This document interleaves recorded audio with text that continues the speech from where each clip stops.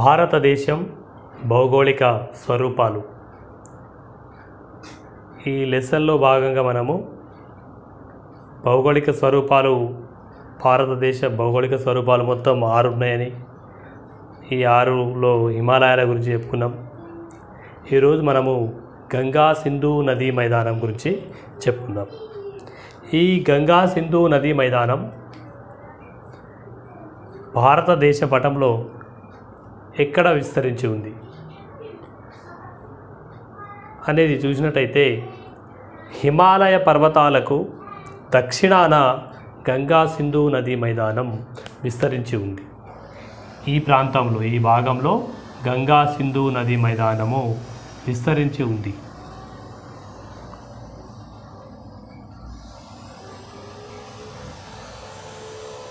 Okay, ఈ గంగా సింధు నదీ మైదానం అనేది 2 కోట్ల సంవత్సరాల క్రితం ఈ ప్రాంతము భూ విజ్ఞాన శాస్త్రవేత్తల అభిప్రాయం ప్రకారము ఈ ప్రాంతము పళ్ళెము ఆకారంలో, లోతైనటువంటి ఒక పళ్ళెము ఆకారంలో లోతు కలిగిన భూభాగంగా ఉండే. ఇక్కడ ఎత్తు ఉన్నది, ఇక్కడ ఎత్తున్నాయి. ఇక్కడ హిమాలయ పర్వతాలు ఉన్నాయి, ఇక్కడ పీఠభూమి, ద్వీపకల్ప పీఠభూమి. ఇది ఎత్తులో ఉంది, అక్కడ ఎత్తులో ఉంది. మధ్యలో మాత్రం పళ్ళెము ఆకారంలో ఉండే. అయితే కాలక్రమములో హిమాలయ పర్వతాలలో ఉన్నటువంటి నదులు, అక్కడి నుంచి ప్రవహించే నదులు తెచ్చిన ఒండ్రు మట్టితో ఈ పల్లెపు భాగం మొత్తము నిండిపోయింది, పూడ్చబడింది, లెవెల్ అయింది అనమాట. ఒక సమాంతరంగా, ఒక సమతలమైన మైదానంగా మారిపోయింది. ఆ విధంగా మారిపోయినటువంటి ఈ సమతల మైదానాన్నే గంగా సింధు నదీ మైదానం అంట. అంటే ఈ మైదానం ఏర్పడడానికి సింధు నది తెచ్చినటువంటి, సింధు నది దాని ఉపనదుల యొక్క ఒండ్రుమట్టితో, గంగా నది దాని యొక్క ఉపనదుల ఒండ్రుమట్టితో ఏర్పడింది. కాబట్టి దీన్ని గంగా సింధు నదీ మైదానం అంట. ఇటువైపున బ్రహ్మపుత్ర నది, దాని యొక్క ఉపనదులు అక్కడ ఏర్పడింది. సో ఈ గంగా సింధు నదీ మైదానము అనేది ఒండ్రుమట్టితో ఏర్పడినటువంటి సారవంతమైనటువంటి మైదానము. ఈ విషయాన్ని మనం గుర్తుంచుకోవాలి. ఓకే, ఇకపోతే ఈ గంగా సింధు నదీ మైదానాన్ని మనము 3 భాగాలుగా విభజించవచ్చు. 3 భాగాలుగా విభజించవచ్చు. ఒకటి పశ్చిమ భాగము,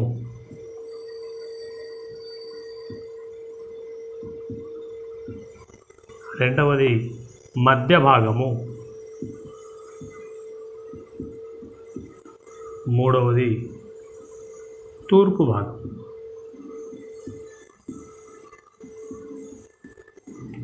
మూడు భాగాలు: పశ్చిమ భాగము, మధ్య భాగము, తూర్పు భాగం. పశ్చిమ భాగం అంటే ఇటువైపు ఈ ప్రాంతము. ఈ పశ్చిమ భాగం గురించి చెప్పుకోవాలనుకుంటే, ఈ పశ్చిమ భాగము సింధు నది దాని ఉపనదుల యొక్క, సింధు నది యొక్క ఉపనదులు, వాటి యొక్క ఒండ్రుమట్టితో, వాటి యొక్క పరివాహక ప్రాంతంలో వాటి యొక్క ఒండ్రుమట్టితో ఏర్పడినటువంటి భాగము పశ్చిమ భాగం. సింధు నది ప్రాంతంలో ఏర్పడింది.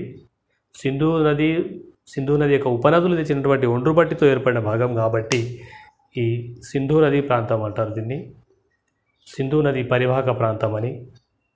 అదేవిధంగా ఈ పశ్చిమ భాగము ఎక్కువ శాతము పాకిస్తాన్లో ఉంది. కాబట్టి మన దగ్గర తీసుకున్నట్లయితే పంజాబ్, హర్యానా, పశ్చిమ భాగము పంజాబ్, హర్యానా ఈ ప్రాంతాలలో ఉంది. ఓకే, మరి సింధు నది, ఆ సింధు నది యొక్క ఉపనదులేవి? జీలం, చీనాబ్, బియాస్, రావి, సట్లెజ్. సింధు నది యొక్క ఉపనదులు జీలం, చీనాబ్, బియాస్, రావి, సట్లెజ్. ఈ ఉపనదుల ద్వారా అవి తెచ్చినటువంటి ఒండ్రు మట్టి ద్వారా ఈ ప్రాంతం ఏర్పడింది పశ్చిమ భాగము. పశ్చిమ భాగంలో ఈ సింధు నది ఉపనదులు వాటితో ఏర్పడిన ప్రాంతం ఎక్కువగా పాకిస్తాన్ ప్రాంతంలో ఎక్కువ ఉంది. మన దగ్గర తక్కువ అంటే పంజాబ్, హర్యానా ప్రాంతాలలో ఈ సింధు నది యొక్క వాటి యొక్క ఉపనదుల ద్వారా ఏర్పడినటువంటి సింధు మైదానం ఉంది. ఓకే, అయితే ఇక్కడ ప్రధానంగా చెప్పుకోవాల్సింది ఇక్కడ అంతర్వేదులు ఉన్నాయి. సింధు నది పరివాహక ప్రాంతంలో అంతర్వేదులు, ఈ ప్రాంతం దేనికి ప్రసిద్ధి అంటే అంతర్వేదులు అంటే రెండు నదులు ప్రవహించే ప్రాంతంలో రెండు నదుల మధ్య ఉన్నటువంటి సారవంతమైన భూభాగాన్ని అంతర్వేది అంటారు. ఇక్కడ ఈ సింధు నది యొక్క పరివాహక ప్రాంతంలో సింధు నది యొక్క వాటి యొక్క ఉపనదులు ప్రవహించే మార్గంలో అంతర్వేదులు ఉన్నాయి, సారవంతమైన భూభాగాలు ఉన్నాయి. ఆ భూభాగాల్ని ఇక్కడ అంతర్వేదులు అంటారు. అంతర్వేది అంటే రెండు నదుల మధ్య ప్రాంతం, సారవంతమైన మైదాన ప్రాంతము. ఓకే, ఇకపోతే ఇప్పుడు మనము మధ్య భాగం చెప్పుకుందాం. మధ్య భాగము ప్రధానంగా గంగా నది, దాని యొక్క ఉపనదుల ద్వారా ఏర్పడింది. మధ్య భాగము గంగా నది యొక్క ఉపనదుల ద్వారా ఏర్పడింది. గంగా నది ఉపనదులు ఏమున్నాయి? ఘగ్గర్, తీస్తా, కోసి, సోన్, యమున, ఇట్లా గంగా నది ఉపనదులు ఉన్నాయి. ఈ గంగా నది ఉపనదుల ద్వారా ఈ మధ్య భాగము పూడ్చబడింది. దాదాపు ఇక్కడ వరకు ఉంటుంది ఇది ఇట్లా. ఓకే, మరి ఏ రాష్ట్రాలలో ఉంది ఇది విస్తరించి ఉంది? గంగా నది పరివాహక ప్రాంతము, గంగా నది దాని ఉపనదులు తెచ్చినటువంటి ఒండ్రు మట్టితో కప్పబడిన ప్రాంతము ఏ రాష్ట్రాల్లో ఉంది అంటే ముఖ్యంగా ఉత్తరప్రదేశ్, బీహార్, జార్ఖండ్, పశ్చిమ బెంగాల్,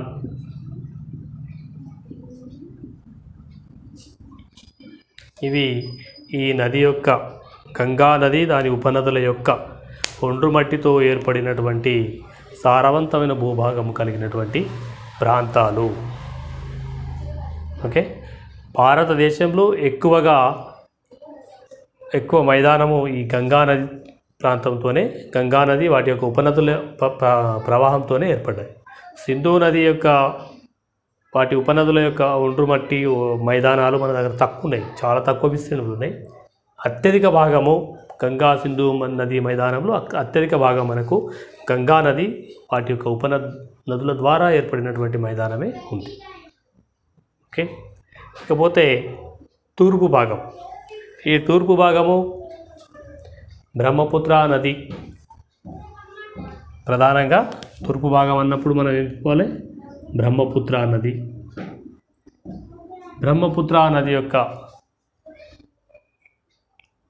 బ్రహ్మపుత్ర నది ప్రవహించడం ద్వారా తెచ్చినటువంటి ఒండ్రు మట్టితో ఏర్పడినటువంటి ప్రాంతం అది. ముఖ్యంగా ఇది అస్సోం రాష్ట్రంలో ఈ తూర్పు భాగము విస్తరించి ఉంది. పోతే హిమాలయ పర్వతాలు, హిమాద్రి, హిమాచల్, శివాలిక్ కొండల గురించి చెప్పుకున్నాం నిన్న. ఇక్కడ శివాలిక్ కొండల యొక్క పర్వతాల యొక్క దిగువ భాగాన అంటే శివాలిక్ పర్వతాల పాదాల దగ్గర హిమాలయ నదుల ద్వారా కొట్టుకొచ్చినటువంటి గులకరాళ్ళు నిక్షేపించబడి ఉన్నాయి. కొన్ని కిలోమీటర్ల విస్తీర్ణంలో ఈ విధంగా గులకరాళ్ళు నిక్షేపించబడినాయి, ముఖ్యంగా పంజాబ్ ఆ ప్రాంతంలో. ఓకే, శివాలిక్ పర్వత పాదాల వద్ద గులకరాళ్లతో కూడినటువంటి మైదాన ప్రాంతాన్ని బాబర్ అంటారు. బాబర్ గులకరాళ్లతో కూడిన మైదాన ప్రాంతము. కొన్ని కిలోమీటర్ల విస్తీర్ణంలో ఉంది. అది మొత్తం గులకరాళే, నేల భాగం కాకుండా మొత్తం గులకరాళ్లతో నిండిపోయింది. దీన్ని ఏమంటారంటే బాబర్ అంటారు. అంటే హిమాలయ నదులు తీసుకొచ్చినటువంటి గులకరాళ్ళు, పైనుంచి వచ్చినటువంటి గులకరాళ్ళన్నీ ఇక్కడ నిక్షేపించబడ్డాయి. సో ఆ ప్రాంతాన్ని బాబర్ అంటారు. మరి ఈ నదుల నుంచి వచ్చినటువంటి నీరు ఈ బాబర్లో ఇంకిపోతాయి. ఇక్కడ గంగా నది, దాని ఉపనదులు, సింధు నది ఉపనదులు ఇట్లా ప్రవహిస్తూ వచ్చినటువంటి నీళ్లు ఈ బాబర్ అనే ప్రాంతంలో ఈ గులకరాలలో ఇంకిపోతాయి. నీళ్ళు ఇంకిపోయి వాటి యొక్క దక్షిణాన మళ్ళీ బయటికి వస్తాయి. సో ఇక్కడ దక్షిణాన బయటికి వస్తాయి. ఈ ప్రాంతాల్లో మొత్తము బురదగా చిత్తడి ప్రాంతంగా ఉంటుంది. అంటే బాబర్కు దక్షిణాన ఉన్నటువంటి ఇక్కడ ఇంకిపోయిన నీళ్ళు ఇక్కడ బయటికి వస్తాయి కాబట్టి ఆ ప్రాంతం మొత్తం బురదమయంగా ఉంటుంది మొత్తం.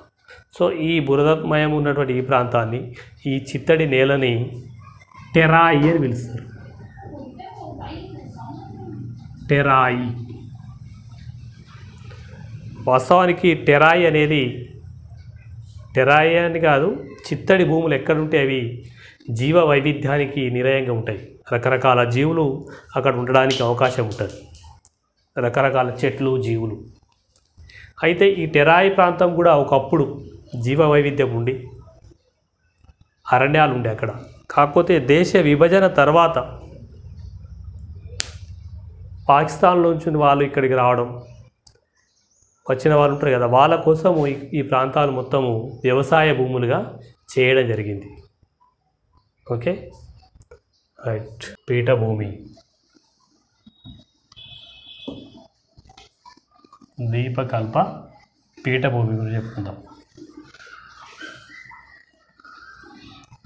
భౌగోళిక స్వరూపాలలో మరో ముఖ్యమైన అంశం ద్వీపకల్ప పీఠభూమి. మరి ద్వీపకల్ప పీఠభూమి ఎక్కడుంది? ద్వీపకల్పం అంటే ఏంది? మూడు వైపులా నీరుండి ఒకవైపు భూభాగం ఉంటే దాన్ని ఏమంటాం? ద్వీపకల్పం అంటారు. ఇటువైపు భూభాగం ఉంది, అరేబియా సముద్రం,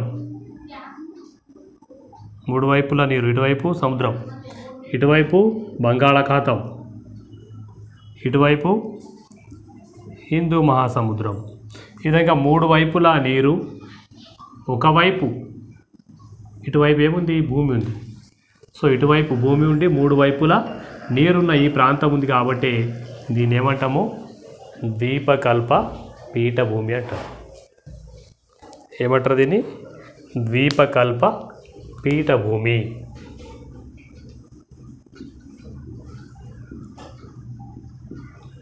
ద్వీపకల్ప పీఠభూమి. ఈ ద్వీపకల్ప పీఠభూమి ప్రధానంగా అగ్నిశిలలు, రూపాంతర శిలలతో ఏర్పడింది.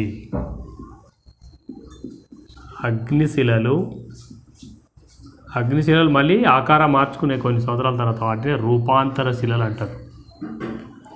అగ్నిశిలల యొక్క రూపం మారితే రూపాంతర శిలలు అయితే, అగ్నిశిలలు రూపాంతర శిలలతో ఈ పీఠభూమి ప్రాంతం ఏర్పడింది. ఏది? ద్వీపకల్ప పీఠభూమి. ద్వీపకల్ప పీఠభూమి ఇటువైపున పశ్చిమ కనుమలు, ఇటువైపున తూర్పు కనుమలు, ఇక్కడ కన్యాకుమారి వరకు ఇట్లా వ్యాపించి ఉన్నాయి మొత్తం. Okay right. మరి ద్వీపకల్ప పీఠభూమి రెండు భాగాలుగా విభజించవచ్చు. ద్వీపకల్ప పీఠభూమి రెండు భాగాలు. ఒకటి మధ్య ఉన్నత భూములు,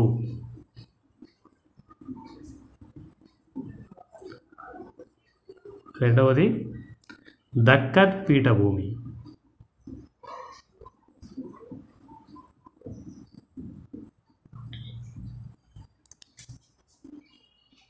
మనం పర్వతాల గురించి చెప్పుకున్నాం. హిమాలయ పర్వతాలు సముద్ర మట్టం కంటే చాలా ఎక్కువ ఎత్తులో ఉంటాయి కాబట్టి వాటిని పర్వతాలు అంటాం. పర్వతాలతో పోలిస్తే పీఠభూములు కొంచెం తక్కువ ఎత్తులో ఉంటాయి. ఇవి కూడా సముద్ర మట్టం నుంచి ఎత్తులోనే ఉంటాయి. ఇక్కడ ఉన్న మైదానాలు మాత్రం సముద్ర మట్టానికి దాదాపు సమానంగా ఉంటాయి. సమాంతరమైన భూస్వరూపాలు మైదానాలు, పర్వతాలు, పీఠభూమి, మైదానాలు. మనం హిమాలయ పర్వతాల గురించి చెప్పుకున్నాం, భారతదేశంలో గంగా సింధు మధ్య నది మైదానం గురించి చెప్పుకున్నాం. ఇప్పుడేమో పీఠభూమి చెప్పుకుంటుంటాం, ద్వీపకల్ప పీఠభూమి. ఈ ద్వీపకల్ప పీఠభూమి మళ్ళీ 2 రకాలుగా విభజించవచ్చు. ఒకటి మధ్య ఉన్నత భూములు, రెండవది దక్కన్ పీఠభూమి. మధ్య ఉన్నత భూములు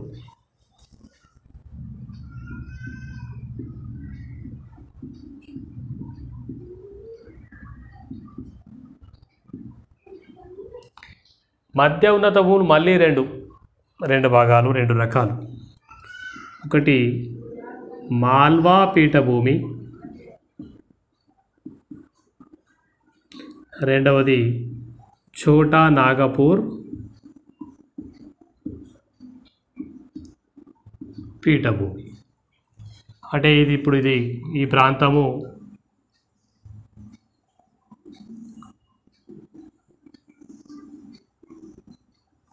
మధ్య ఉన్నత భూములు. ఈ ప్రాంతము మధ్య ఉన్నత భూములు. ఇక్కడున్న ప్రాంతం మధ్య ఉన్నత భూములో ఇక్కడ ఉన్నటువంటి ఈ భాగాన్ని మాల్వా పీఠభూమి అంటారు.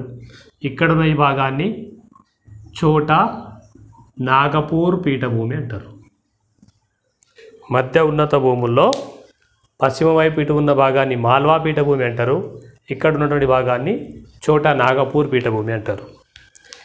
ఇక్కడ ఉన్నదేమో దక్కన్ పీఠభూమి. ఇప్పుడు మనం తెలంగాణ దక్కన్ పీఠభూమిలోనే ఉంటుంది. ఇక్కడ ఉన్నదేమో దక్కన్ పీఠభూమి. ఓకే, మరి మాల్వా ఛోటా నాగపూర్ పీఠభూముల్లో మనకు ఖనిజాలు లభిస్తాయి, ఎక్కువగా ఖనిజాలు లభిస్తాయి. ఓకే,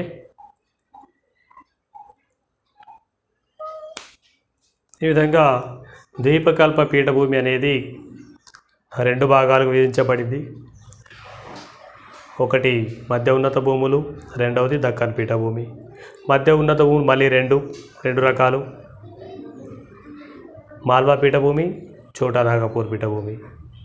ఇక్కడ నర్మదా నదికి దక్షిణాన ఉన్నటువంటి ఈ ప్రాంతము దక్కన్ పీఠభూమిగా పిలువబడుతుంది. ఇక్కడ నర్మదా నది. ఇక ద్వీపకల్ప పీఠభూమి గురించి చెప్పాలంటే, ద్వీపకల్ప పీఠభూమి పశ్చిమ వైపున ఎత్తు ఉండి తూర్పు వైపుకు వాలి ఉంటుంది. ద్వీపకల్ప పీఠభూమి యొక్క ప్రత్యేకత ఏంటంటే, ఇది పశ్చిమం నుంచి తూర్పుకు వాలి ఉంటుంది. అంటే ఇక్కడ ఎత్తులో ఉంటుంది, ఇటు పోయిన కొద్దీ తక్కువ ఎత్తులో ఉంటుంది. అందుకే ఇక్కడ పుట్టిన నదులన్నీ ఇటువైపు ప్రవహిస్తాయి. దాదాపు అన్ని నదులు ఇటు నుంచి ఇటు ప్రవహిస్తాయి. నర్మదా నది మాత్రం ఇటు వచ్చేస్తుంది. దాని గురించి నెక్స్ట్ లెసన్లో ఉంటుంది. అయితే దక్కన్ పీఠభూమికి ఇటువైపున పశ్చిమ కనుమలు, ఇటువైపున తూర్పు కనుమలు, ఇక్కడ నీలగిరి పర్వతాలు ఈ విధంగా సరిహద్దులుగా ఉన్నాయి. తూర్పు వైపున తూర్పు కనుమలు, పశ్చిమ వైపున పశ్చిమ కనుమలు, దక్షిణాన నీలగిరి పర్వతాలు ఇట్లా సరిహద్దులుగా ఉన్నాయి. సో దీంట్లో భాగంగా మనము పశ్చిమ కనుమల గురించి చెప్పుకుందాం. పశ్చిమ కనుమలు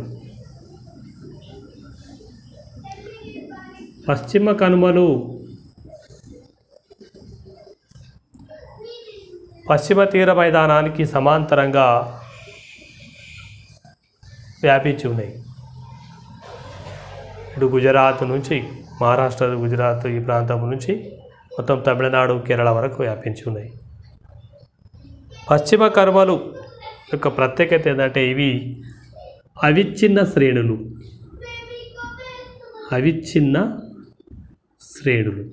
ఇక్కడ నుంచి ఇక్కడ వరకు వ్యాపించి ఉన్నాయి ఈ పర్వతాలు, ఈ పర్వత శ్రేణులు. దాదాపు ఇవన్నీ అవిచ్ఛిన్న శ్రేణులు. అంటే ఎక్కడ కూడా కనుమలు లేవు. అంటే 1-2 కనుమలు, అంటే ఇటు నుంచి ఇటు రావడం కష్టం.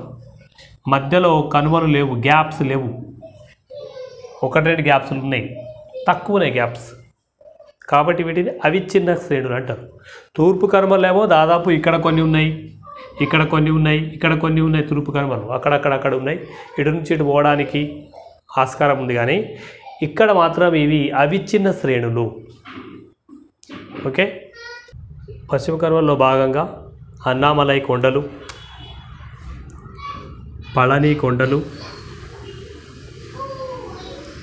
పళని, కార్డమాం ఇవి పశ్చిమ కనుమల్లో భాగంగా ఉన్నాయి. పశ్చిమ కనుమలు వచ్చి ఇక్కడ నీలగిరి, గుడలూరు వద్ద నీలగిరి పర్వతాలు కలుస్తాయి. ఓకే. సో నీలగిరి పర్వతాలు కూడా ఒక రకంగా పశ్చిమ కనుమల్లో భాగంగా చెప్పుకోవచ్చు. అయితే అన్నామలై కొండల్లోని అనైముడి శిఖరము, అన్నామలై కొండల్లోని అనైముడి శిఖరము 2695 మీటర్ల పొడవు, 2695 మీటర్ల ఎత్తు ఉన్నటువంటి అనైముడి శిఖరము దక్షిణ భారతదేశంలోనే ఎత్తైన శిఖరం. ఓకే. అన్నామలై కొండల్లోని అనైముడి శిఖరము 2695 మీటర్ల ఎత్తున్నటువంటి ఈ శిఖరము దక్షిణ భారతదేశంలోనే ఎత్తైన శిఖరం. పోతే నీలగిరి పర్వతాల్లో దొడబెట్ట అనేది కూడా, దొడబెట్ట నీలగిరి పర్వతాల్లో ఎత్తైన శిఖరం ఇది. కాకపోతే దక్షిణ భారతదేశం మొత్తాన్ని చూసుకున్నట్లయితే అనైముడి శిఖరం ఎత్తైనది. దీన్ని దక్షిణ భారతదేశపు ఎవరెస్ట్ అని కూడా పిలుస్తారు. దక్షిణ భారతదేశపు ఎవరెస్ట్ అని కూడా పిలుస్తారు. ఇక తూర్పు కనుమలు, ఇంతకుముందు చెప్పుకున్నాం మనం, పశ్చిమ కనుమలు అవిచ్ఛిన్న శ్రేణులని, మరి తూర్పు కనుమలేమో విచ్ఛిన్న శ్రేణులు. అంటే ఇవి అక్కడక్కడ కొన్ని వ్యాపించి ఉన్నాయి. ఇటు మహానది నుంచి, ఒరిస్సాలోని మహానది నుంచి ఇక్కడ కావేరీ నది వరకు, మొత్తం ఇక్కడ తమిళనాడు వరకు వ్యాపించి విస్తరించి ఉన్నాయి, అక్కడి నుంచి ఇక్కడ వరకు. కాకపోతే మధ్యలో కనుమలు ఉన్నాయి, అక్కడక్కడ ఉన్నాయి. వీటి ఎత్తు కూడా తక్కువ, సగటు ఎత్తు. పశ్చిమ కనుమలతో పోలిస్తే తూర్పు కనుమల యొక్క సగటు ఎత్తు చాలా తక్కువ, మరియు మధ్యలో ఇవి గ్యాప్స్ ఉన్నాయి. పశ్చిమ కనుమల్లో పుట్టినటువంటి నదులన్నీ ప్రవహిస్తూ, గోదావరి, కృష్ణ నాటి నదులన్నీ ప్రవహిస్తూ బంగాళాఖాతంలో కలుస్తాయి. ఈ మధ్యలో ఉన్నటువంటి గ్యాప్ మధ్య నుంచే వెళ్తాయి. ఓకే. ఇవి తూర్పు కనుమల గురించి. తూర్పు కనుమల్లోని కొండలు,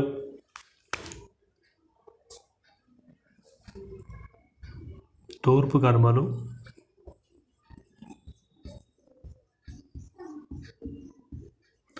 తూర్పు కనుమలు ఉన్నటువంటి కొండలు వెలికొండ, పాలకొండ,